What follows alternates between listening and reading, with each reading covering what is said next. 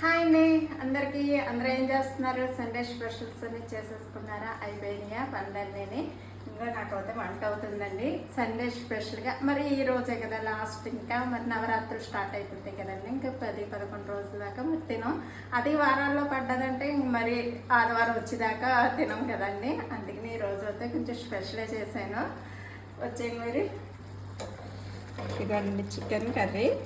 ఇదైతే పెద్ద boiler chicken అనమాట.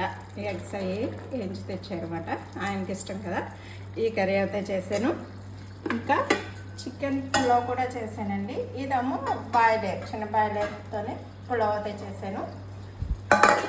ఇంకా మా వారికి అయితే పెరుగులోకి రైసు, అలాగే పెరుగు రైత, ఇంకా నిమ్మకాయ ముక్కలు. ఈరోజు అయితే థమ్స్అప్ తాగాలనిపించింది. థమ్స్అప్ అయితే తెప్పించుకున్నానండి. అప్పుడప్పుడు తప్పదు కదా, మరి ఇవన్నీ తిన్నామంటే కొంచెం ఇంకా అనిపిస్తుంది కదా, అందుకని థమ్స్అప్ అయితే తెప్పించుకున్నాను.